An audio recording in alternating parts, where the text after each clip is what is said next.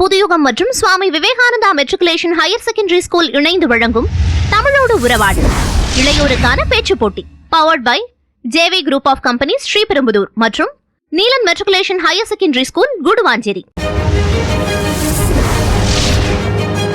இது தமிழோடு உறவாடு இளைஞர்களுக்கான பேச்சு போட்டி சீசன் 1. எங்க இளம் தலைமுறை பேச்சாளர்கள்லாம் அப்படியே சிங்கக்குட்டிகள் மாதிரி உட்கார்ந்துருக்காங்க.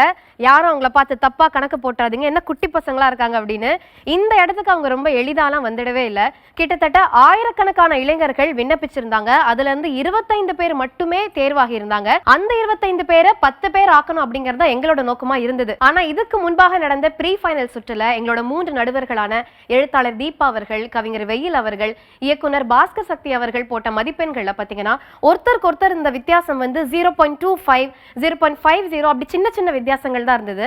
அதனால 10 பேருக்கு பதிலா தூக்குடா அந்த சிங்கங்களை அப்படின்னு நாங்க 14 பேர்களை செலக்ட் பண்ணி இறுதி சுற்றுக்கு வந்து செலக்ட் பண்ணி வச்சிருக்கோம்.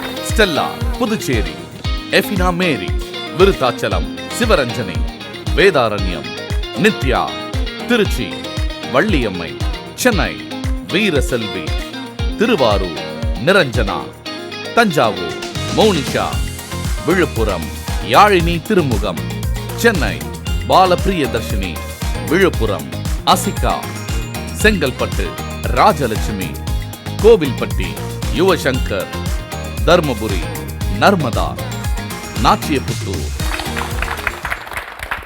உங்களுக்கு டென்ஷன் பிபிலாம் ஏறுதோ இல்லையோ, பின்னாடி அவங்களோட பெற்றோர்கள் உட்கார்ந்துருக்காங்க. அவங்க பயங்கர லேப்டாப்னு வெளியே போயிட்டு வருது அவங்களுக்கு. ஸோ அவங்களை உற்சாகப்படுத்துறதுக்காக அவங்களே வந்திருக்காங்க. அவங்களுக்கு ஒரு பலத்தை கைத்தட்டல் கொடுத்துடலாம். ஓகே, நிகழ்ச்சி ஆரம்பிச்சிடலாமா? ஸோ அதுக்கு எங்களோட 3 அருமையான நடுவர்களை வரவேற்க வேண்டிய நேரம். நம்ம முதல் நடுவர் பற்றி சொல்லணும்னா எல்லாருக்கும் பரிச்சயமான ஒரு நபர், எல்லாருக்கும் பிடித்தமான ஒரு நபர் அப்படின்னு சொல்லலாம். இவர் ஒரு இளம் தலைமுறை பேச்சாளர். இவர் மற்ற இளம் தலைமுறை பேச்சாளர்களுக்கு ஒரு முன்மாதிரியா இருக்கக்கூடிய நபர் அப்படின்னு சொல்லலாம். எங்கள் அன்புக்குரிய அன்பு தம்பி முத்துக்குமரன் அவர்களை அன்போடு மேடை கழிக்கிறோம்.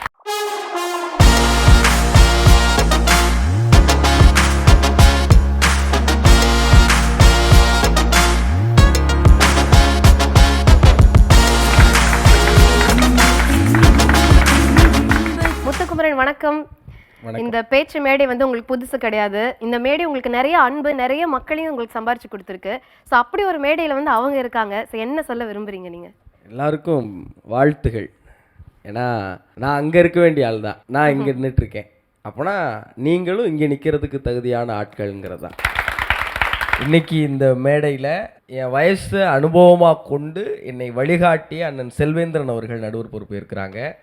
என் வயசை விட இரட்டிப்பு வருட அனுபவம் கொண்ட நாங்கள் எல்லாரும் எப்போதும் பின்பற்றுகிற என் ஞானசம்பந்தம் ஐயா நடுவராக உட்காராங்க. இவங்களெல்லாம் பார்த்து பேச பழகி அவங்க மேடையில் ஒரு ஓரமாக இருந்து 2018 இதே புதுயுகமுடைய யாவரும் கேளீர் நிகழ்ச்சியில் இப்படி ஓரமாக ஒல்லியுண்டா கருப்பு சட்டை போட்டு நான் பேசின காணொலி இன்னும் பார்க்குறதுக்கு அவ்வளோ நெகிழ்ச்சியாக இருக்கும். அப்படி பேசிக்கிட்டு இருந்தேன். அப்புறம் ஐயாவுடைய பட்டிமன்ற மேடைகளில் இருந்து, அப்புறம் ஐயாவுடைய தமிழ் பேச்சு மேடையில் ஒரு போட்டியாளரை கறந்துக்கிட்டு அவங்களுடைய வழிகாட்டுதெல்லாம் எடுத்துக்கிட்டு இன்றைக்கி செல்வேந்திரன் அண்ணன் கூடயும் ஐயா ஞானசம்பந்தம் ஐயா பக்கத்துலேயும் உட்கார்றதுக்கு எனக்கு தகுதி இருக்கான்னு தெரியல. ஆனால் இந்த மொழிக்கு அந்த தகுதி இருக்குது. அதை நீங்கள் கையில் எடுத்துருக்கீங்க. அதனால் ரொம்ப பொறுப்போட, கவனமோட, மகிழ்ச்சியோடு இதை நீங்கள்லாம் நல்லா பண்ணி என்றென்றும் வெற்றி பெற என்னுடைய வாழ்த்து. ரொம்ப ரொம்ப நன்றி முத்துக்குமரன். முத்துக்குமரனோட பேச்சு எத்தனை பேருக்கு ரொம்ப பிடிக்கும்? இப்படி வச்சு கேட்டீங்கன்னா சும்மானாச்சும் கை தான் தூக்குவாங்க. தெரியாது. இல்ல உண்மையாவே முத்துக்குமரனை எத்தனை பேருக்கு பிடிக்கும்? சரிங்களா, பிடிக்காதவங்களே கிடையாது. பெரியவங்க பண்ணி கூட்டு வந்திருக்கீங்க, என்ன கேட்டாலும் பேரண்ட்ஸ் கூட வருங்க, பெற்றோர்கள் கூட அவ்வளவு உற்சாகமா கை தூக்குறாங்க. ஸோ அந்த அளவுக்கு ஒரு செல்ல பிள்ளை முத்துக்குமரன். மிக்க நன்றி முத்துக்குமரன். நன்றி. அடுத்ததா வரக்கூடிய நடுவரை வெல்கம் பண்ண வேண்டிய டைம். ஸோ இவரை பத்தி சொல்லணும்னா இவர் மிகச்சிறந்த பேச்சாளர், எழுத்தாளர், கவிஞர் அண்ட் இந்த தலைமுறையில் இருக்கக்கூடிய நிறைய பேச்சாளர்களுக்கு பயிற்சி அளிக்கக்கூடிய ஒரு மிகச்சிறந்த பயிற்சியாளரும் கூட. இப்படி பன்முகத்தன்மை கொண்ட ஒரு நடுவர் தான் அடுத்ததா கூப்பிட போறோம். லெட்ஸ் வெல்கம் செல்வேந்திரன் அவர்கள்.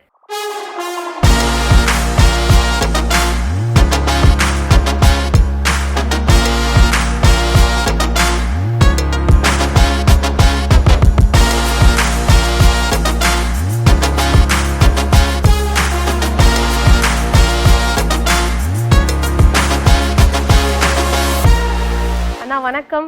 ஸோ நீங்கள் நிறைய மேடைகள் பார்த்துருக்கீங்க, நிறைய பேருக்கு பயிற்சி கொடுத்துருக்கீங்க. ஸோ இவங்களுக்கெல்லாம் பயிற்சி கொடுத்த அனுபவம் எப்படி இருந்தது, என்ன சொல்ல விரும்புறீங்க அவங்களுக்கு? வணக்கம்.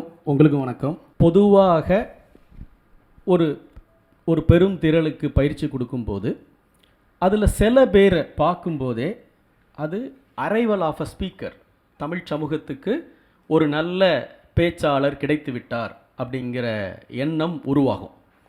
ஆனால் இந்த தமிழோடு உறவாடுக்கு தேர்வான அந்த 25 பேருக்கு பயிற்சி கொடுக்கும்போது அதில் அவங்களுக்கு இருந்த பொதுவான ஒரு அம்சம் என்னன்னா, அவங்க எல்லாரும் வாசகர்கள், புத்தகங்கள் படிக்கிறவங்க. அது எனக்கு மிகப்பெரிய நிறைவை கொடுத்தது. அதிலிருந்தும் தேர்வாகி வந்த இந்த 14 பேர் இருக்காங்கல்ல, இவங்களுக்கு வயது தான் குறைவு, ஆனால் அனுபவம் நிறைய இருக்குது. அதை நீங்கள் இந்த பேச்சிலேயே பார்ப்பீங்க. இந்த மேடையில் நின்று உறுதியாக ஒரு விஷயத்தை சொல்ல முடியும், இந்த 14 பேருமே வருங்காலத்தில் தமிழ் மேடைகளை ஆளக்கூடிய ஆளுமைகளாக திகழ்வார்கள். அதில் எந்த மாற்றமும் இல்லை. ரெண்டாவது பெரிய மகிழ்ச்சி என்னன்னா, பொதுவாக இந்த மாதிரி பெரிய தொலைக்காட்சிகளில் போட்டிகள் நடக்கும்போது பெரிய நகரங்களில் இருந்து தான் நிறைய போட்டியாளர்கள் வருவாங்க. இந்த தமிழோடு உறவாடு நிகழ்ச்சியில் கடலூர், விழுப்புரம், தஞ்சாவூர், கோயில்பட்டி, தமிழ்நாட்டினுடைய வெவ்வேறு மூலைகளிலிருந்து இவங்க கிளம்பி வந்திருக்காங்க. இது முதல் பெருமை. ரெண்டாவது பெருமை என்னன்னா, 13 பேர் பெண்கள், ஒரு ஆண். இதுதான் இதுல இதுக்கு சந்தோஷப்படுறதா வருத்தப்படுறதா தெரியல. இல்லை, சந்தோஷம் தானே படணும் அனிதா. நாம எதிர்பார்த்து கொண்டிருக்கிறது அதுதானே. ஸோ இந்த தமிழோடு உறவாடுடைய பேச்சு புலிகளை வாழ்த்தி இந்த போட்டியில் மிகப்பெரிய சாதனைகளை நீங்கள் படைக்கணும் என்று உங்களுக்கு வாழ்த்து கூறி நிறைவு செய்கிறேன். நன்றி நன்றி. அடுத்த நடுவரை வெல்கம் பண்ண வேண்டிய டைம். ஸோ இவரை பேரை கேட்டால் நீங்களே ஏஞ்சி நின்றுடுவீங்க. அந்த மாதிரி ஒரு நபர் தான் அடுத்ததான் நம்ம கூப்பிட போகிறோம். பிரிக்க முடியாதது அப்படின்னு கேட்டால் தமிழையும் இவரையும் அப்படின்னு சொல்லலாம். எங்கெல்லாம் தமிழ் இருக்கோ அங்கெல்லாம் நம்ம ஐயா இருப்பார். தமிழ் நிறைஞ்ச எல்லா மேடைகளையும் எங்கள் ஐயா எப்பயுமே நிறைஞ்சு இருப்பார். ஸோ எங்கள் எல்லாருக்கும் அவர் ஆக்சுவலி செல்லப்பிள்ளை, ஆனால் அவருக்கு நாங்கள்லாம் பிள்ளைகள் மாதிரி இருந்தாலும் எங்கள் எல்லாருக்கும் பிடித்தமான ஒரு நபர் அவர். எல்லா தமிழ் மேடைகளையும் நடுவர்களுக்கெல்லாம் நடுவராக இருக்கக்கூடிய ஒரு நபர், நடுவர் திலகம். எங்கள் அன்பிற்கும் மதிப்பிற்கும் உரிய முனைவர் கு. ஞானசம்பந்தன் ஐயா அவர்களை பேரன்போடு வரவேற்கிறோம்.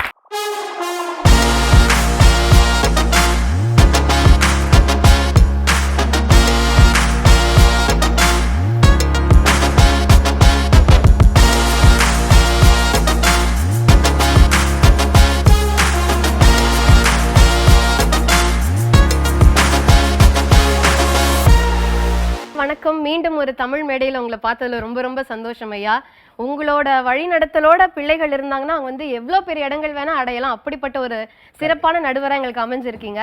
ஒரு சில வார்த்தைகள் சொல்லுங்க ஐயா. நீங்கள் முதல்ல உங்களுக்கு வாழ்த்துக்கள்.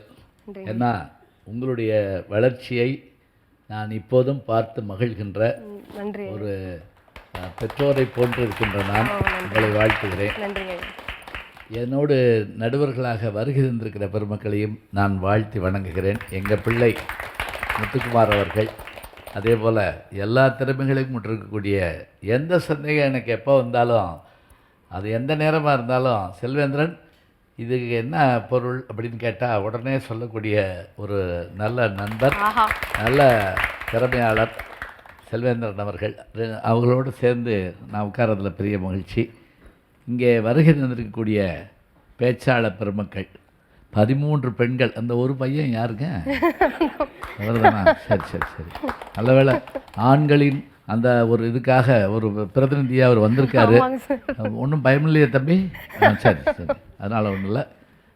ரொம்ப பெரிய பெருமை என்னென்னா, யார் மேடைக்கு வரணும்னு எல்லாரும் விரும்பினாங்களோ போன நூற்றாண்டுலேருந்து இன்றைக்கு வரைக்கும், அதன்படியான சாதனையை தமிழோடு உறவாடு நிகழ்ச்சியிலே சாதித்து காட்டியிருக்கிறது என்பதற்கு இந்த 13 பேரும், அதே போல் 14வது நபருமாகிய அவரும் வந்திருக்கிறார்கள். பெற்றோர்களும் வந்திருக்கிறார்கள். நீங்கள் அழகாக சொன்னீங்க அனிதா. எப்படின்னா, இந்த +2 பரீட்சை எழுதுகிற இப்போ வீடுகளில் பையன் படிக்கிறானோ இல்லையோ, அப்பா அம்மா டியூஷன் போயிட்டுருக்காங்க, அப்பா அம்மா எக்ஸாம் எழுதுகிறாங்க, எல்லாம் பண்ணுறாங்க. அதுபோல் பேச்சாளர்களுடைய அப்பா அம்மாக்களை இங்கே வர வச்சுக்கிறது பெரிய விஷயம். ஈன்ற பொழுதில் பெருதுவக்கும் தன் மகனை தன் மகளை சான்றோர் என பார்த்த தாய், கேட்ட தாயெல்லாம் திருவள்ளுவர் காலம். நீங்கள் நேருக்கு நேரம் பார்க்க போகிறீங்க. அதனால் பெற்றோர்களுக்கு பெரிய வாய்ப்பு. உங்களுக்கெல்லாம் என்னுடைய வாழ்த்தை சொல்லி போட்டிக்கு வந்திருக்கிறவங்க வெற்றி தோல்வி இல்லாங்கிறது கவலைப்படாதீங்க. இந்த மேடைக்கு நீங்கள் வந்திருக்கீங்களா, இதுவே வெற்றி தான். இது உங்களை கொண்டு போய் சேர்த்துறோம். அதனால் நீங்கள் அத்தனை பேரும் வெற்றி பெற நான் வாழ்த்துகிறேன். தமிழோடு உறவாடு உங்களுக்கு உலக மேடைக்கான கதவுகளை திறந்து வைக்கும். உங்களை வரவேற்க காத்திருக்கிறோம். வாருங்கள் அனைவரும். இவ்வளோ சின்ன வயசுல புதுயுகம் மாதிரி ஒரு மிகப்பெரிய சேனல்ல உங்களுக்கு ஒரு வாய்ப்பு கிடைச்சிருக்கிறது ஒரு பாக்கியம்னா, ஐயா நடுவரா வந்தது உங்களுக்கு அமைஞ்ச மிகப்பெரும் பாக்கியம் அப்படின்னு தான் சொல்லணும் இந்த வயசுல. ஏன்னா பெரிய பெரிய ஆட்களே ஐயாவை பார்க்கறதுக்கு அவ்வளோ கஷ்டம், அவரை போய் ரீச் பண்றதே ரொம்ப கஷ்டம். இவ்வளோ சின்ன வயசு உங்களுக்கு வாய்ப்பு கிடைச்சிருக்கு, நல்லபடியாக பயன்படுத்திக்கோங்க. வாங்க, நன்றிங்க. ஒரு புதிய யுகத்தை தொடங்கி வைப்போம். வாருங்கள். நடுவர் மேடை அவ்வளோ அழகான ஒரு மேடையா இருக்கு. மரபு இலக்கியத்துல ஆழங்கால் பதிச்ச நடுவர்களுக்கெல்லாம் நடுவர் எங்கள் ஞானசம்பந்தம் ஐயா இருக்கிறாரு. நவீன இலக்கியத்துல மிக மிக பரிச்சயமான எங்க பேச்சாளர் செல்வேந்திரன் ஐயா அவர்கள் இருக்காங்க. புதிய தலைமுறையை சேர்ந்த முத்துக்குமரன் இருக்காரு. ரொம்ப அழகான ஒரு மேடையா இருக்கு, பாக்குறதுக்கே ரொம்ப சந்தோஷமா இருக்கு. மறுபடியும் எல்லாருக்கும் ஒரு வெல்கம் பண்ணிக்கிறோம் நாங்க. இந்த நேரத்துல முதல் சுற்றை தொடங்க வேண்டிய நேரம். ஆனா முதல் சுற்று அவ்வளவு சாதாரணமாலாம் தொடங்க முடியாது. இந்த சுற்றை தொடங்கி வைக்கிறதுக்காக ஒரு ஸ்பெஷலான பர்சன் தான் வரப்போறாங்க. இவங்களை பத்தி சொல்லணும்னா, இவங்க ஒரு சிறப்பு விருந்தினர் நமக்காக இன்னைக்கு வந்திருக்காங்க. கவிஞர், பாடலாசிரியர், எழுத்தாளர், பேச்சாளர் அண்ட் இப்போ ரீல்ஸ்ல கூட ட்ரெண்டிங்கா கலக்கிட்டு இருக்கக்கூடிய எல்லாத்துக்கும் மேல மகாகவி பாரதியார் அவர்களுடைய எள்ளு பேரனான திரு நிரஞ்சன் பாரதி அவர்களை அன்போடு மேடை கழிக்கிறோம். நிற்பதுவே, நடப்பதுவே, பறப்பதுவே. சார் வணக்கம். வணக்கம். சோ இப்போ நிறைய யங்ஸ்டரையும் ரீச் பண்ணிட்டு இருக்கீங்க உங்களோட ரீல்ஸ் மூலமா. நானும் உங்களோட ஒரு ஃபாலோவர் தான். சோ அவ்வளவு சூப்பரா எல்லாமே பண்ணிட்டு இருக்கீங்க. அண்ட் உங்களோட கவிதைகள் மூலமாவும் எல்லாரையும் ரொம்ப அழகா ரீச் பண்ணிட்டு இருக்கீங்க.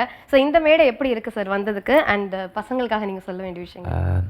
எல்லாருக்கும் வணக்கம். முதல்ல ஐயா அவர்கள் சொன்னது மாதிரி இந்த இடத்துக்கு நீங்கள் வந்ததே ஒரு மிகப்பெரிய சாதனை, ஒரு மிகப்பெரிய வெற்றி தான்.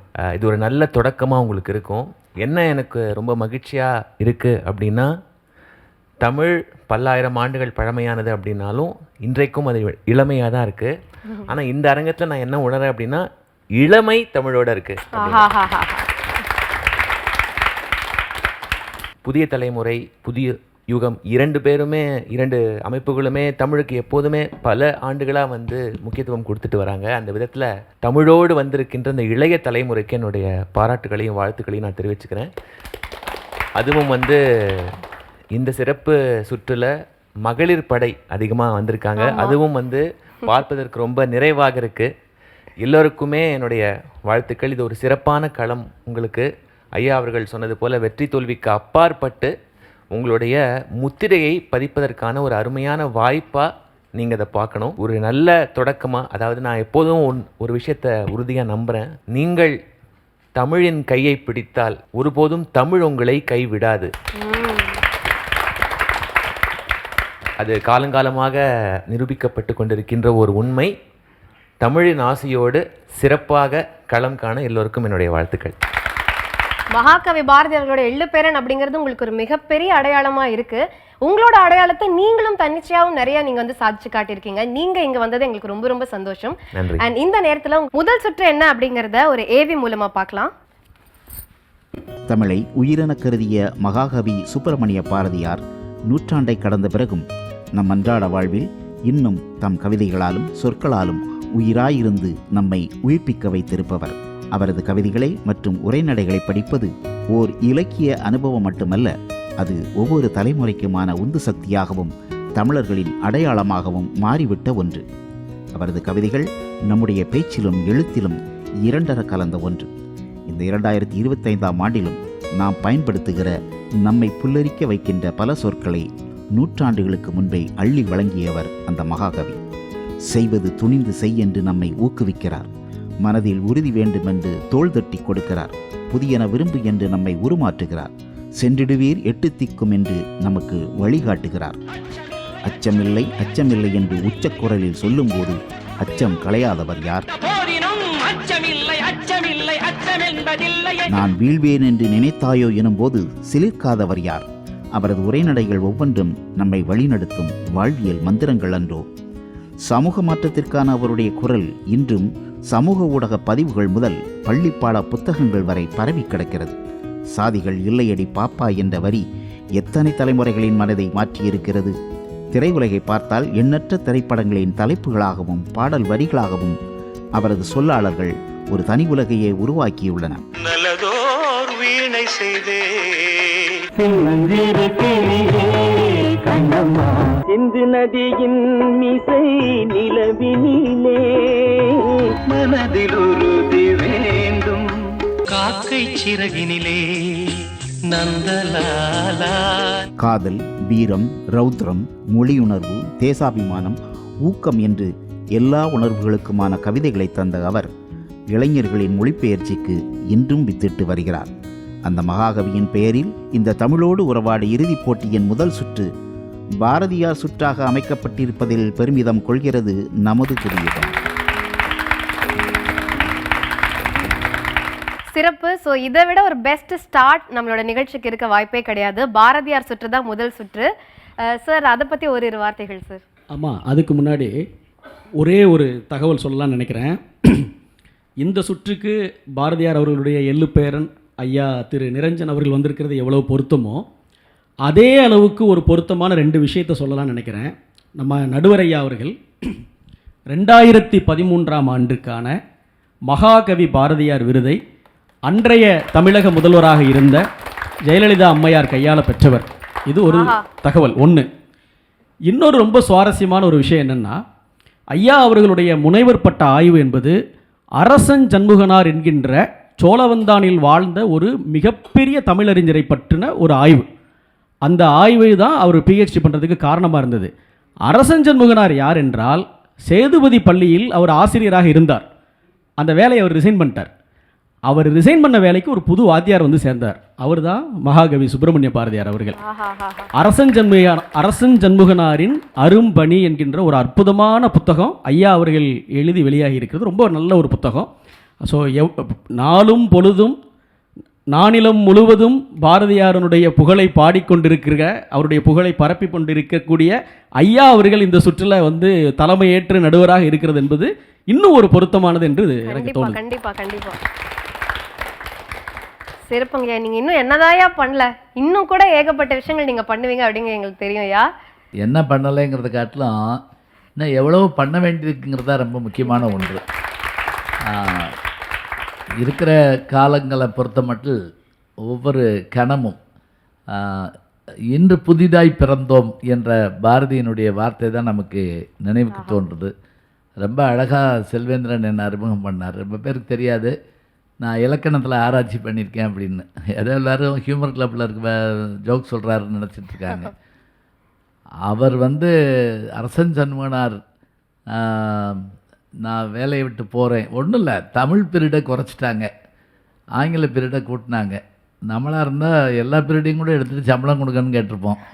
ஆனால் அவர் என்ன பண்ணார், தமிழ் ஏன் குறைச்சிங்கன்னார். தமிழ் தானையா அப்படின்னு அந்த தலைமை ஆசிரியர் சொன்னாராம். தமிழ் தானேன்னு சொன்ன இடத்துல நான் வேலை பார்க்க மாட்டேன்னு ஒருத்தர் போக, தமிழே அந்த இடத்துல வந்து உட்காந்துச்சு. அவர் தான் பாரதி. அதான் அங்கே ஆச்சரியத்தில் ஆச்சரியம். 890 1902 வரைக்கும் அவர் வந்து 12 ஆண்டு காலம் அரசன்மார் வேலை பார்த்தாரு. பாரதி அவர்கள், மகாகவி பாரதி அவர்கள், இன்றைக்கு அங்கே போட்டிருக்கு மகாகவி பாரதி தமிழ் பணியாற்றிய பெருமையுடைய பள்ளி எதுன்னு கேட்டால் சேதுபதி மேல்நிலைப்பள்ளி. அந்த சேதுபதி மேல்நிலைப்பள்ளி என்ன தெரியுங்களா, அங்கேருந்து ராராகவி ஐயங்காரும் மூராகவி ஐயங்காரும் ராமநாதபுரத்துலேருந்து பிறப்பிட்டு மதுரைக்கு வர்றாங்க. போய் என்ன செய்ய போகிறீங்கன்னு ராஜா கேட்டார். இல்லை, போய் ஏதாவது வாத்தியார் வேலை பார்த்து பழச்சிக்கிடுவான். வாத்தியார் வேலை பார்க்கணும்னா பள்ளிக்கூடம் வேணாமா, நான் பள்ளிக்கூடம் கட்டித்தர்றேன் அப்படின்னு சொல்லி அவருடைய கோடைகால மாளிகையை கொடுத்தாரு. அதுதான் சேதுபதி மேல்நிலைப்பள்ளி, ராஜா சேதுபதி மேல்நிலைப்பள்ளி. பாருங்கள் எத்தனை வரலாறுகள் ஒன்றுக்கு பின்னாடி ஒன்று இருக்குன்னு. இன்றைக்கு பாரதியார் அவர்களுடைய எள்ளுப்பேரனவர்களை பார்க்குறப்ப நமக்கு என்ன பெருமையாக இருக்குன்னா, அந்த வம்சாவளியை பார்த்த ஒரு பெருமை. கண்டிப்பாக வேதாந்த மரத்தில் ஒரு விழுதை கண்டேன் அப்படிம்பார் பாரதி. விழுது எங்களுக்கு கிடைச்சிருக்கீங்க, வாழ்த்துக்கள். நல்ல ஒரு அற்புதமான மகிழ்வோடு தொடங்குவோம். கண்டிப்பாக சார். அண்ட் இந்த நேரத்தில் உங்களுக்காக ஒரு நினைவு பரிசு கொடுக்கறதுக்காக முத்துக்குமரன் அவர்கள் அழைக்கிறோம்.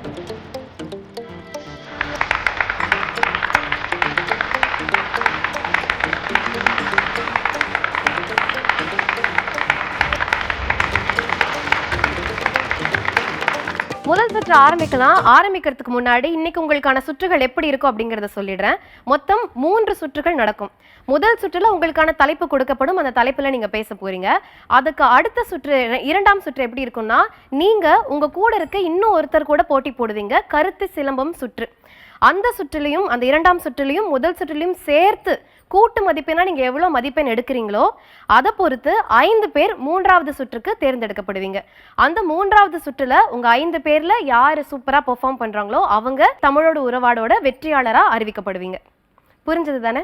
ஒவ்வொரு சுற்றுக்கும் சரியா 3 நிமிடங்கள் உங்களுக்கு நேரம் கொடுக்கப்படும். இந்த 3 நிமிடத்துக்குள்ள நீங்க பேசணுங்கிறது ரொம்ப முக்கியம். ஏன்னா அதுவுமே மதிப்பெண்ல ஒரு முக்கியமான கிரைட்டீரியாவா ஆட் ஆக போகுது. அதையும் ஞாபகம் வச்சுக்கோங்க. எல்லாரும் ரெடியா ஸ்டார்ட் பண்ணலாமா? முதலாவதா பேச போறவங்க யார் அப்படிங்கறத எல்இடில பார்க்கலாம். ஸ்டெல்லா புதுச்சேரி. ஸ்டெல்லா புதுச்சேரி. வணக்கம். என் தலைப்பு வல்லமை தாராயோ. தலைப்பை பார்த்ததும் வட்டிக்கு கடன் கேட்டாலே கிடைக்காதே இந்த ஊரில், இதில் வல்லமையை யாரிடம் கேட்பது என்ற எண்ணம் எனக்குள்ளோட வாழ்க்கையில் இப்போது வரை ஓடிக்கொண்டிருக்கும் ஒரு பெண்ணின் கதை நினைவிற்கு வந்தது. பிறந்தவுடனே பாலுடன் பாகுபாட்டையும் சேர்த்து ஊட்டப்பட்டவள். நடக்க பழகியவுடனே கனவுக்காக ஓடத் தொடங்கியவள். பள்ளியில் ஏன் என்ற கேள்வியால் வாயாடி என்று அழைக்கப்பட்டவள். நன்கு படிக்கிறாள் என்பதற்காகவே நண்பர்களால் ஒதுக்கப்பட்டவள். தன் காயங்களை மறைக்க சிரித்தே பழக்கப்பட்டவள். இப்படிப்பட்டவள் அப்படிப்பட்டவள் என்று ஊர் பேச தன் தன்மையிலிருந்து மாறாத பட்டு அவள். என்னவோ தெரியவில்லை, அவளை மீறி அன்று அவள் கண்களில் கண்ணீர். தன் வல்லமையெல்லாம் இழந்து விட்டதாக நினைத்த தருணம் அது. யாருக்கும் தெரியாமல் மறைக்க அவள் அறைக்குள் ஓடினாள். அங்கு எதிரில் இதுவரை அவளை காயப்படுத்தாத ஒரு நபர். ஆம், கண்ணாடியில் அவளின் பின்பம் சிரித்து கொண்டிருந்தது. மீசையில்லா பாரதியே என்று பின்பம் அழைத்ததும் அவளுக்கே சிரிப்பு வந்துவிட்டது. என்ன பார்க்கிறாய்? வல்லமை தாராயோ என்று பாரதியார் சிவசக்தியிடம் கேட்டார். நீ யாரிடம் கேட்பது என்று உன் சக்தியிடம் வந்திருக்கிறாயா என்று கேட்டது பின்பம். அவளின் மௌனம் 1000 பதில்களை சொன்னது. சரி, மற்றவர் பொறாமைப்படும் அளவிற்கு படிக்கிறாயே ஏன் என்று கேட்டது பின்பம். அதற்கு அவள், என் சிறு வயதில் என் அம்மா 10 பாத்திரம் தேய்த்த வீட்டில் உன் அம்மா இங்கேதான் வேலை செய்தாள், நீ இப்போது செய்கிறாய், வளர்ந்ததும் உன் மகளையும் இங்கேயே விட்டுவிடு என்று கேட்டதுதான் பதில் என்றாள்.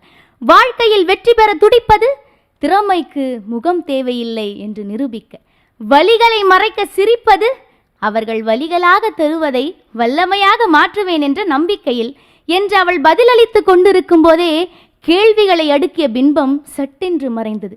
அப்போது அவளுக்கு புரிந்தது, இத்தனை நாள் அவள் வெற்றி பெற வல்லமையூட்டியது மற்றவர்களின் ஏச்சுக்களும் ஏளனமும் தான் என்று. மீண்டும் மன அறையை விட்டு புன்னகையுடன் வெளியேறினாள். இந்த முறை கவலைகளை மறைக்க அல்ல, கனவுகளை பிடிக்க.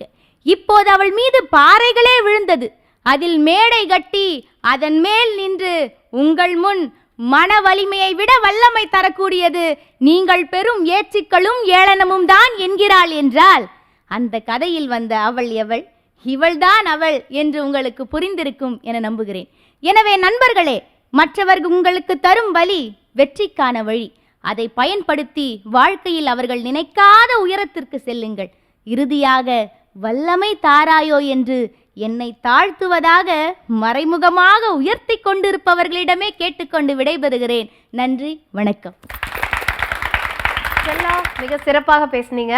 நடுவர்கள் என்ன சொல்றாங்க அப்படிங்கறத கேட்கலாம். மிக சிறப்பாக பேசுனீங்கம்மா, வாழ்த்துக்கள்.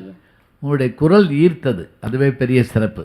என்னன்னா, எப்போவுமே எங்கிருந்தாவது நம்ம கேட்குற போது நம்மளை அந்த ஒலி வாங்கி நோக்கி வரவழைக்கிறது எதுன்னு கேட்டிங்கன்னா யாராக இருக்கும் அப்படின்னு நம்ம யோசிப்போம். அந்த மாதிரி உங்களுடைய குரல் அது அருமையாக இருந்தது. அவள் எவள் இவள் அப்படின்னு நீங்கள் முடித்தது ரொம்ப பாராட்டுக்குரியது. வாழ்த்துக்கள்ங்க. செல்வேந்திரன் சார். மகாகவி பாரதியார் பெண்களுக்காக சக்கரவர்த்தினி என்று ஒரு இதழை நடத்தினார். அப்படி ஒரு சக்கரவர்த்தினியுடைய வருகையை அறிவிக்கிற மாதிரியாக இருந்தது அவங்களுடைய பேச்சு. இந்த பாடலிலே வருகிற ஒரு வரி இருக்கு, விசையுறு பந்தினை போல்னு. ஒரு விசையுறு பந்தாக இந்த நிகழ்ச்சியை துவங்கி வச்சிருக்கீங்க. வாழ்த்துக்கள்மா, சிறப்பு. அழகாக பேசுனீங்கம்மா. அந்த சிரிச்ச முகத்தோட ரொம்ப ரம்மியமாக அழகாக இருந்தது. பாரதிக்கு நான் உள்ளே வந்தோன்னே எனக்கு சந்தேகமாகி போயிடுச்சு. என்னது இளையோர் பேச்சு போட்டினாங்க, மகளிர் பேச்சு போட்டி மாதிரி இருக்கே அப்படின்னு நினச்சேன். முதலாவதாக ரொம்ப அழகாக பேசுனீங்க. இப்படிப்பட்டவள் அப்படிப்பட்டவள் என்று யாரெல்லாம் சொன்னாலும் உண்மையில் பட்டு அவள் அப்படின்னு நீங்கள் சொன்னது இன்னும் ரசிக்கும்படியாக இருந்தது. தொடர்ந்து நிறைய பேசுங்க. பாரதி உங்களுக்குள் எப்போதும் இருந்து கொண்டே இருக்க எனது வாழ்த்துகள். நன்றி நன்றி ஸ்டெல்லா. அடுத்த போட்டியாளர் யார் அப்படிங்கறத பார்க்கலாம். எஃபினா மேரி, விருத்தாச்சலம்.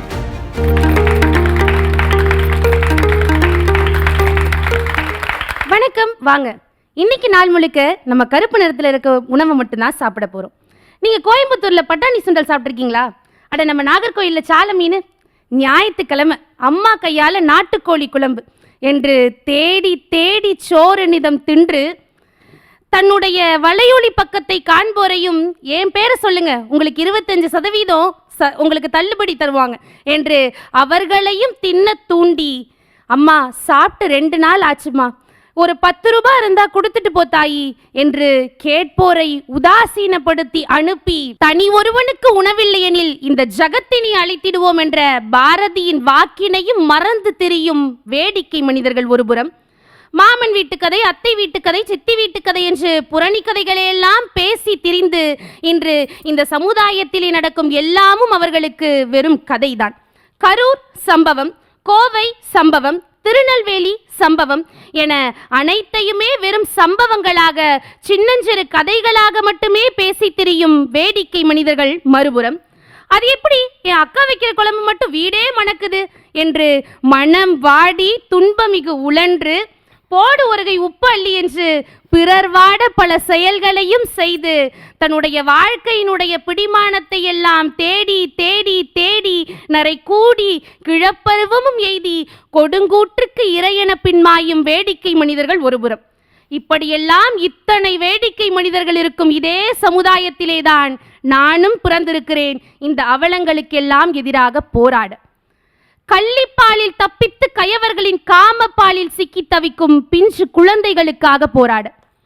நாளை முதல் நான் சுதந்திரமாக படிக்கப் போகிறேன் என்று நினைத்து இன்று தாக்கப்பட்ட சின்னத்துரை என்ற மாணவன் மாதிரியான சாதிய ஒடுக்க முறைகளுக்கு எதிராக போராட.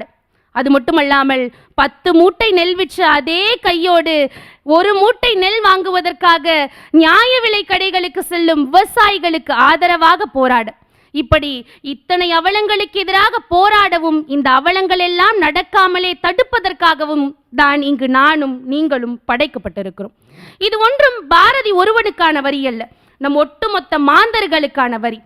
இறுதியாக ஒன்றை மட்டும் கூறுகிறேன், இனி என்னை புதிய உயிராக்கி எனக்கேதும் கவலையுற செய்து மதி தன்னை மிக தெளிவு செய்து என்னை என்றும் சந்தோஷம் கொண்டிருக்க செய்வாய் என்று பாரதியை வேண்டி விடைபெறுவதற்கு முன் ஒன்றை மட்டும் கூறுகிறேன், பல வேடிக்கை மனிதரை போலே நானும் வீழ்வேன் என்று நினைத்தாயோ?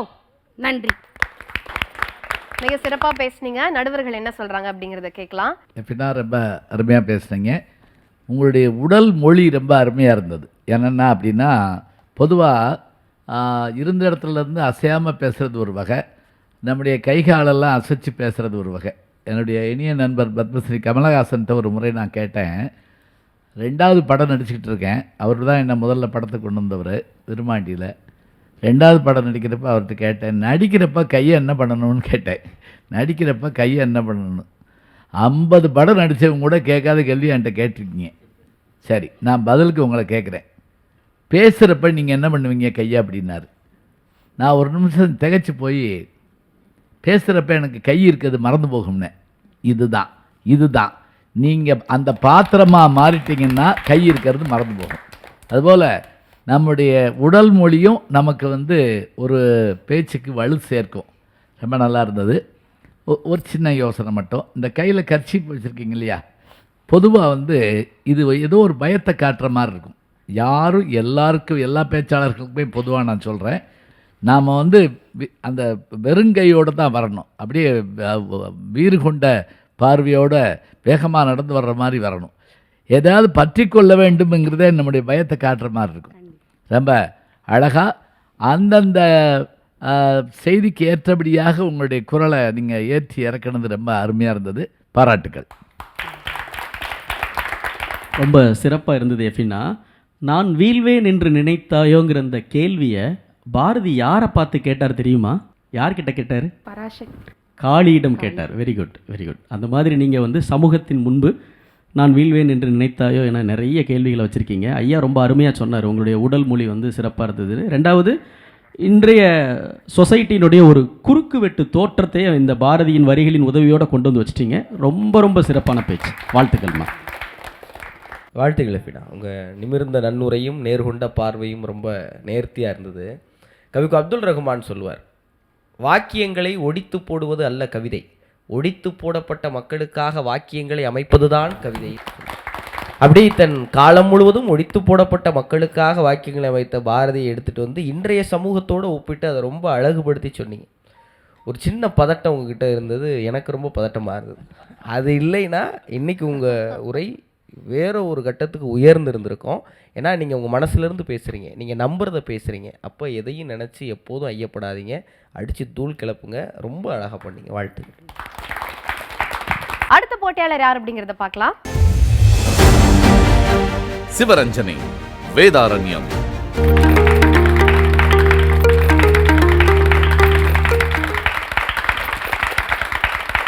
வணக்கம். மொழியால் தன் தேவையை ஈடு செய்கிறவன் கவி, மொழியால் காலத்தின் தேவையை ஈடு செய்கிறவன் மகாகவி. பாரதி மகாகவி. ஒரு இனத்தை, சமூகத்தை அடக்கி ஒடுக்கி அறியாமையிலே வைத்திருக்க அவர்களுக்கு கல்வியின் வாசனை படாமல் இருந்தால் போதும் என்று இருந்தார்கள் ஆதிக்க சாதியினர். தான் கற்ற கல்வியை பிறர் கற்க நேர்ந்தால் அது ஆகப்பெரிய அபச்சாரம் என்றனர். அந்த காலத்திலேயே கல்வியின் முக்கியத்துவத்தை தன் சிங்கத்தமிழ் கர்ஜனையால் முழக்கமிட்டவர்தான் பாரதியார். அவருடைய வைர வரிகளுள் ஒன்று, அன்னசத்திரம் 1000 வைத்தல், ஆலயம் 10,000 நாட்டல், அன்னையாவினும் புண்ணியங்கோடி, ஆங்கோர் ஏழைக்கு எழுத்தறிவித்தல் என்பதாகும். ஒரு தனி மனிதனுக்கான கல்வி பணி என்பது பல்லாயிரக்கணக்கான கோவில்களுக்கு செய்யும் திருப்பணிக்கு சமமானது என்ற பாரதியின் கொள்கை அழுத்தமானது, அழகானதும் கூட. ஏழைக்கு எழுத்தறிவித்தல் என்பது பாரதி மொழி, எழுத்தறிவிப்பவன் இறைவனாவான் என்பது பழந்தமிழ் பயில்மொழி. ஆசானே இருள் நீக்கி ஒளிதருபவர் என்பதால் அவர் பணி இறை செய்யும் பணியாகிறது, அந்த இடம் கோவில் கருவறையாகிறது. செந்தமிழன் சந்தமதும் வந்து விழும் சிந்தையிலே பந்தலிடும் சொந்தமெனும் நந்தவனம் கல்வி. நெஞ்சினிலே துஞ்சு வரும் நஞ்சுதனை அஞ்சவிடும் மஞ்சிடையே கொஞ்சு வரும் செஞ்சுடர்தான் கல்வி. இப்படிப்பட்ட சிறந்த கல்வி பல மக்களுக்கு ஏழ்மையாலும் தீண்டாமையாலும் கிடைக்கவில்லையே என்று வெகுண்டெழுந்துதான் பயிற்றி பல கல்வி தந்து இந்த பாறை உயர்த்திட வேண்டும் என்று பாடினார். ஆலயத்தில் பக்தர்களுக்கிடையே இருக்க வேண்டிய சமத்துவம் பள்ளி வகுப்பறையிலிருந்து தான் தொடங்க வேண்டும் என்பதுதான் இங்கு மிகப்பெரிய வாதம். மந்திரத்தை முணுமுணுத்து ஏட்டை வரிசையாக அடுக்கி அதன் மேல் சந்தனத்தை மலரையிடுபவர்களின் சாத்திரமெல்லாம் சரஸ்வதி தேவியின் பூசனை அல்ல. வீடுதோறும் கலையின் விளக்கம், வீதிதோறும் 2 பள்ளி, நாடு முற்றிலும் உள்ள ஊர்கள் நகர்களெங்கும் பல பல பள்ளி, தேடு கல்வியில்லாத ஒரு ஊரை தீயினுக்கிரையாக மடுத்தல் என்றார். ரௌத்திரம் பழகு என்றெல்லாம் நமக்கெல்லாம் சொல்லித் தந்தவன் அல்லவா மகாகவி. அதனால்தான் பள்ளிக்கூடம் இல்லாத ஒரு ஊரை தீயிட்டு கொளுத்தச் சொல்லவும் அவன் சற்றும் தயங்கவில்லை. அப்படி அந்த கல்வி என்ன செய்துவிடும்?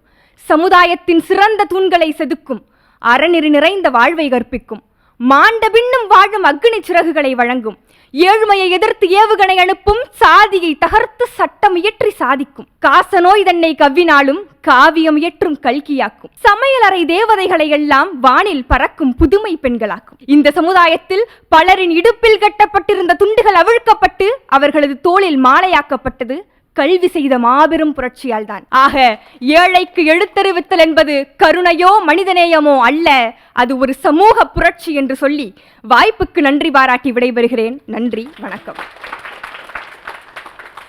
சிவரஞ்சனி, மிக சிறப்பா பேசுறீங்க. நடுவர்கள் என்ன சொல்றாங்கன்னு கேட்கலாம். கல்வி எவ்வளவு முக்கியம் அப்படின்னு காலந்தொட்டு சொல்லிட்டே வந்திருக்கிறோம். அந்த கல்வி மேலே இருக்கிற பெரிய மதிப்பும் கல்வி செய்கிற அளப்பெரிய சாதனையும் தொடர்ந்து நம்ம பார்க்குறோம். இப்போ செங்கல்பட்டு மாவட்டத்தில் இந்தலூர்னு ஒரு ஊர், கன்னியப்பன்னு ஒருத்தர் செருப்பு தைக்கிற தொழிலாளி. இந்த உலகத்துடைய மகிழ்ச்சியான மனிதர் நான் தாங்கிறார். எப்படிங்கயான்னு கேட்டால், அவருடைய பொண்ணு இன்றைக்கி மருத்துவர், அவருடைய பையன் வந்து ரயில்வே ஊழியர்.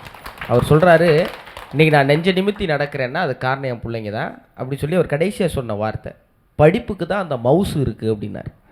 இந்த வார்த்தை இருக்குல்ல, அது இன்னைக்கு சிவரஞ்சனி ரொம்ப அழகாக சொன்னாங்க. ரொம்ப கம்பீரமாக இருந்தது. கல்வியின் அவசியத்தை தொடர்ந்து சொல்லிக்கிட்டே இருக்கோம். அதை இன்னும் நல்ல அவசியமாக சொன்னீங்க. வாழ்த்துக்கள். அதாவது அனைவருக்கும் கல்வி கிடைக்க வேண்டும், கடையனுக்கும் கடை தேற்றம்ன்ற அளவில் செயல்பட்டவர் பாரதி. அவருடைய வாழ்க்கையில் என்ன நடந்ததுன்னா, பாரதியினுடைய படைப்புகள் தான் இந்தியாவிலேயே நாட்டுடைமையாக்கப்பட்ட முதல் ஒரு எழுத்தாளருடைய படைப்புகள். எல்லாரும் அக்சஸ் பண்ணலாம், யார் வேணால் பப்ளிஷ் பண்ணலாம், எங்கே வேணால் பயன்படுத்தலாம், எவ்வளவு சினிமாவில் வேணாலும் எழுதலாம் என்று இந்தியாவிலேயே முதல் முறையாக அவருடைய கலை செல்வங்கள் தான் பொதுவுடைமையாக்கப்பட்டது. ரொம்ப ரொம்ப உற்சாகமான ஒரு பேச்சு. பாரதியினுடைய சொற்களால், அவருடைய கவிதைகளால் அதோடைய சந்தம் குலையாமல் ரொம்ப அழகாக பேசுனீங்க. வாழ்த்துக்கள் சிவரஞ்சனி. ரொம்ப அழகாக சிறப்பாக பேசுகிறீங்கம்மா. அந்த பாரதி வரி சொல்கிற போது அன்னசத்திரம் 1000 கட்டல் அந்த பாட்டில் இருக்கு இல்லையா, அது என்ன பண்ணுறீங்கன்னா அந்த இடத்துல முழு பாட்டுக்கு பதிலாக அந்த கடைசி வரி நேரங்கருதி கூட சொல்லியிருக்கலாம். ஆனால் எல்லாருமே என்ன பண்ணிடுறாங்கன்னா அந்த கேட்டு அந்த 2 வரியை விட்டுறாங்க. அதில் அவங்களுக்கு ஞாபகம் இருக்கும்னு நினைக்கிறேன். நான் நேரம் இருந்தால் சொல்லலாம், இல்லாட்டி பரவாயில்லை. அது என்ன அப்படின்னு கேட்டால், என்னுடைய தந்தையார் எனக்கு சொல்லுவார், எப்போவுமே பாடலை முழு பாடல் சொல்ல பழகினாத்தான் போய் சேரவும் செய்யும், நமக்கு நல்லது. நெஞ்சையெல்லும் சிலப்பதிகாரம், நெஞ்சையெல்லும் சிலப்பதிகாரம்னு எல்லாரும் சொல்கிறோம். அடுத்த வரி என்னன்னு கேளுங்க பார்ப்போம். என்றோர் மணி ஆரம் படைத்த தமிழ்நாடு, அது சொன்னால் தான் அதுக்கு பொருள் இருக்கும். அதனால் அந்த இதுகளை நீங்கள் என்ன பண்ணுங்க, கடைப்பிடிங்க. அந்த பாட்டு சொல்கிறப்ப அன்னையாவினும் புண்ணியம் கோடின்னு நம்ம சொல்கிற போது அதுக்கு நடுவில் இருக்கக்கூடிய அந்த வார்த்தையில் அழகழகான இன்னரும் கனி சோலைகளாக்குதல் இதெல்லாம் சொல்லிவிட்டு, இதெல்லாம் பெருசில்லை, எது சிறப்புங்கிறதுக்கு நீங்கள் சொன்ன அந்த கல்விக்கான ஒரு செய்தி இருக்கு பாருங்க, அது ரொம்ப அருமையாக இருந்தது. ரொம்ப அழகாக சொன்னீங்கம்மா. வாழ்த்துக்கள். கல்வியினுடைய பெருமை என்ன அப்படிங்கிறத அதுக்கு ஒரு சான்று ரொம்ப அருமையாக முத்துக்குமரன் கொடுத்தது. ரொம்ப ரொம்ப அழகாக இருந்தது. வாழ்த்துக்கள்ங்க. நன்றி. வாழ்த்துக்கள். அடுத்த போட்டியாளர் யார் அப்படிங்கிறத பார்க்கலாம். நித்யா, திருச்சி.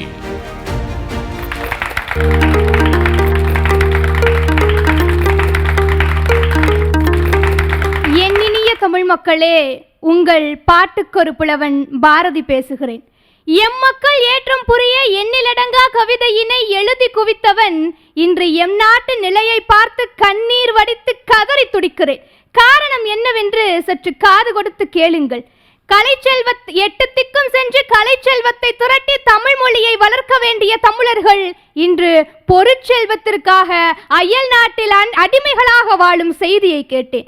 மாதர் தம்மை இழிவு செய்யும் மடமையை விட்டுவிட்டு மாதரை கொளுத்தி கொண்டிருக்கும் காம பேய்களின் களியாட்டத்தை கண்டேன். பாருக்குள்ளே நல்ல நாடு என்ற நிலை மாறி இன்று பாருக்குள்ளே நல்ல நாடு என்றாகி காடுகளின் மறைவுகளில் எல்லாம் கள்ளச்சாராயத்தின் மனம் காற்றில் பரவும் செய்தி கேட்டேன். நாட்டு மக்களின் நலன் காக்க, நோய் நொடி தீர்க்க மருந்துகளை வைத்திருக்க வேண்டிய மருத்துவர்களின் கைகளில் இன்று வெடிமருந்துகள் விளையாடி கொண்டிருக்கும் வேதனையை பார்த்தேன். ராஜராஜ சோழனின் வாழ்முனையை, உழவனின் ஏர்முனையை தீட்டி தந்த காவிரி இன்று பேனாமுனையை போல் மெல்லிந்து போய்விட்டாலே. காவிரி, தென்பெண்ணை, பாலாறு, தமிழ் கண்டதோர் வையை, பொருணை நதி என மேவிய ஆறு பலவினிலும் வெறும் ஆற்று மணல் கொண்ட தமிழ்நாடு என்று ஆக்கிவிட்டீர்களே. பள்ளிக்கூட சிறுமி ஒருவள் கதறிக்கொண்டு ஓடி வந்தாள். பதறி போய் என்னென்று கேட்டேன். பாதி உடைந்த அவள் என்னை உடைத்தது சாதி பெயர் என்று சொன்னாள். அழாதே கண்ணம்மா என்று ஆறுதல் சொல்லி, உன்னை அவமானப்படுத்தியவர்களை ஆசிரியரிடம் சொல்லென்றேன். பதிலுக்கு அவள் சொன்னால், என்னை அவமானப்படுத்தியதே அந்த ஆசிரியர் தான் ஐயா என்று. சாதிகள் இல்லையடி பாப்பா, குல தாழ்ச்சி உயர்ச்சி சொல்லல் பாவம் என்று கற்றுக் கொடுக்க வேண்டிய ஆசிரியர்களில் சிலரே இன்று பள்ளிக்கூட மாணவர்களை சாதி பெயரை சொல்லி திட்டும் அவலத்தை கேட்டேன். இது மட்டுமா என் மக்களே, நான் உங்களை ஆயுதம் செய்ய சொன்னேன், நீங்களும் ஆயுதம் செய்தீர்கள், வெடிமருந்து. நான் உங்களை காகிதம் செய்ய சொன்னேன், நீங்களும் காகிதம் செய்தீர்கள், கள்ள நோட்டு. என்னுடைய பாடல் வெறும் மனப்பாடம் செய்வதற்கு மட்டும்தான் என்று நினைக்கும் போதெல்லாம் என் நெஞ்சு பொறுக்குதில்லையே. இன்னும் ஒன்றே ஒன்று மட்டும் என் உள்ளத்தை உறுத்தி கொண்டே இருக்கிறது. என்னவென்று கேட்டால், விளைந்த பொருளுக்கெல்லாம் நல்ல விலை கிடைக்காமல் விளைபொருட்களை எல்லாம் வீதியில் வீசி சென்ற விவசாயி ஒருவனை பார்த்தேன். நான் ஒன்றை மட்டும் சொல்லிக் கொள்ள விரும்புகிறேன். ஒரு நாள் காலத்தின் கட்டாயம் அதே விவசாயி கால் வைத்த சேற்றினை ஒரு நாள் உங்கள் வீட்டு தட்டில் வைத்து உண்ண வைக்கும் என்பதை மட்டும் நினைவில் வைத்துக் கொள்ளுங்கள். நான் இப்படி சொல்லி முடிக்க நினைக்கின்றேன். என்னுடைய நெஞ்சில் மூண்ட தீ உங்களில் சிலரையும் எரித்து கொண்டிருக்கிறது என்று சொன்னால், அந்த தீயை வைத்து தீபத்தை ஏற்றுவதும் அந்த தீக்கே இரையாகி போவதும் உங்களில் கைகளில் தான் இருக்கிறது. புதியதோர் பாரதத்தை படைக்க ஒரு பாரதி பிறக்கட்டும். வாய்ப்புக்கு நன்றி. ரொம்ப ரொம்ப ரொம்ப சிறப்பா பேசுனீங்க. நடுவர்கள் என்ன சொல்றாங்கன்னு கேட்கலாம். ரொம்ப ரொம்ப ரொம்ப அழகாக இருந்ததுங்க. கேட்கவே ரொம்ப மகிழ்ச்சியாக இருந்தது. அதுவும் இந்த தலைப்புக்கு ஏற்றபடியாக பேசுறதுக்கு நீங்கள் தேடின விஷயம் ரொம்ப ரொம்ப நவீனமாக இருந்தது. நல்லா நவீனம்னா கூட கொஞ்சம் புரியுறது கஷ்டம், அப்டேட்டாக இருந்தது. அப்படி சொல்லிட்டோம்னா எல்லாருக்கும் ஓரளவு புரியும். அதுவும் வெடிபொருள் யார் கையில் இருக்குது, செய்ய சொன்ன காகிதம் என்ன, அதெல்லாம் நீங்கள் சொன்னதும் அதை கொண்டு வந்து கொடுத்ததும் ரொம்ப மகிழ்ச்சியாக இருந்தது. ரொம்ப உற்சாகமான நெஞ்சு பொறுக்குதில்லையே என்கின்ற அந்த ஒரு வேகம் உங்கள்கிட்ட இருந்தது. வாழ்த்துக்கள். நல்ல செய்திகளை தயார் பண்ணிக்கங்க, நிறைய சாதிச்சு காட்டுங்க. நித்யா, மிக மிக சிறப்பான பேச்சுமா. பாரதியுடைய நெஞ்சு பொறுக்குதில்லையுடைய ஒரு எக்ஸ்டென்ஷன் வெர்ஷனாக இன்றைக்கு பாரதியார் இருந்தால் எதையெல்லாம் பார்த்து வருத்தப்படுவார்ன்றதை சொன்னீங்க. ஐயா பேசும்போது ஒன்று சொன்னார், பாடல்களை மேடையில் சொல்லும்போது முழுக்க சொல்லணும் அப்படின்னு. நீங்கள் ரொம்ப கச்சிதமாக பேசுனீங்க, அதை பற்றினது இல்லை. ஆனால் இந்த பாடலை பொறுத்துனதில் பாரதியுடைய சமூக கோபம் அது எவ்வளவு ஆத்திரமாக வெளியே வருது. அதில் அவர் எவ்வளவு நையாண்டியும் சேர்க்குறாரு அப்படின்னா, சிப்பாயை பார்த்தா பயப்படுறான், அரண்மனை சேவகனை பார்த்தா அவன் ஒரு பியூன் அதுவும் பயப்படுறான், அப்பால் ஒருவன் போனால் அவன் ட்ரெஸ்ஸை பார்த்து பயப்படுறான், பூனை போல வாழ்றியடா அப்படின்லாம் சொல்லிட்டு வரும்போது, அப்பா உன்னை பார்த்து அஞ்சுதல நாகம்பானான் பையன், இது ஆறுதல நாகம்னு சொன்னால் உடனே இவங்க 2 பேருக்குள்ள நெஞ்சு வெடித்து சண்டை வந்து பலகாலம் பேசாமல் போயிடுவான். இந்த லெவலுக்கு இருக்கிறியடா அப்படின்னு. அதை அந்த வந்து பாரதி எழுதிய பாடல்கள்லேயே ரொம்ப மனக்குமுறலான பாடல்னு நான் நினைக்கிறது ஒன்று வஉசி சிறைப்பட்டு இருக்கும்போது பாடின பாடல், இன்னொன்று வந்து இந்த நெஞ்சு பொறுக்குதில்லையில தான் உண்மையிலேயே ஹார்ட் அட்டாக் வந்துருமோ அப்படிங்கிற லெவலுக்கு ஆத்திரமாக அவர் பேசினார். அதனுடைய ஒரு நீண்ட அந்த அந்த மரபினுடைய தொடர்ச்சியாக உங்கள் பேச்சு ரொம்ப சிறப்பாக இருந்து நித்யா. வாழ்த்துக்கள். முத்துக்குமரன், மிருகத்துடைய குணத்திலிருந்து மனிதன் எங்கு மாறுறான் அப்படின்னா, காமமும் கோபமும் இருக்கிற குணத்திலிருந்து காதலும் வீரமும் மாறும்போது தான் மிருகத்திலிருந்து மனிதன் ஆகிறான். இந்த மனிதனை இன்னும் ஒரு படி மேலே கொண்டு போய் மனிதனிலிருந்து புனிதனாக்குகிற பாரதி வீரத்தை ரௌதிர மாதிரி முகப்படுத்துகிறான். அந்த ரௌதிரம் இந்த சமூகத்தின் மீது எப்போதும் மனிதர்களுக்கு எழுந்து கொண்டே இருக்க வேண்டும். ரொம்ப அழகாக சொன்னீங்க.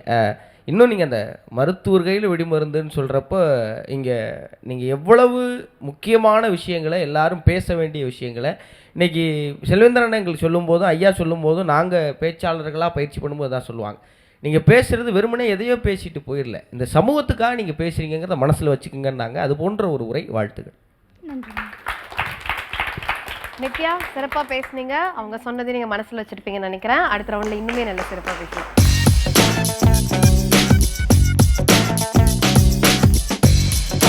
அடுத்த வாரம் தன்னாட்சியும் தன்னுரிமையும் இருந்த போதும் கூட இங்கு நடக்கும் தவறுகளை நம்மால் தடுத்து நிறுத்த முடியாதது ஏன்? தவறு செய்கிறார்களே அவர்கள் காரணமா? லஞ்சம் வாங்குகிறார்களே அவர்கள் காரணமா? பாலியல் வன்கொடுமை செய்கிறார்களே அவர்கள் காரணமா? உண்மையில் இவர்கள் எல்லாம் காரணம்தான். எந்த மாற்றத்தை கொண்டு வரணுங்கிற அந்த கடைசி வார்த்தை உண்மையிலேயே பஞ்சு டயலாக் மாதிரி ஆச்சுங்க. பிச்சைக்காரன் கோயிலுக்கு வெளியே பிச்சை எடுக்கிறான், பக்தனோ கோயிலுக்கு உள்ளே பிச்சை எடுக்கிறான். பிச்சைக்காரனுக்கு தெரியும் உள்ளே பிச்சையிடுவதற்கு யாரும் இல்லை என்று. கோயில் உண்டியலில் பணத்தை கொட்டி யோகம் தேடுபவர்களுக்கு ஏன் புரிவதில்லை? கோயிலுக்கு சாமி கும்பிட சென்றவனை பார்த்து கும்பிட்டான் பிச்சைக்காரன். யார் கடவுள்? ஐயா முடிச்ச உடனே கேட்டாங்க, ஏன்னா உங்க பேச்சு எதிர்பார்க்க முடியாது, உங்க பேச்சு நல்லா இருக்கு. இன்று உள்ள பல மத கலவரங்களுக்கு முக்கிய காரணம் என்றோ இடிக்கப்பட்ட கோவில்கள்.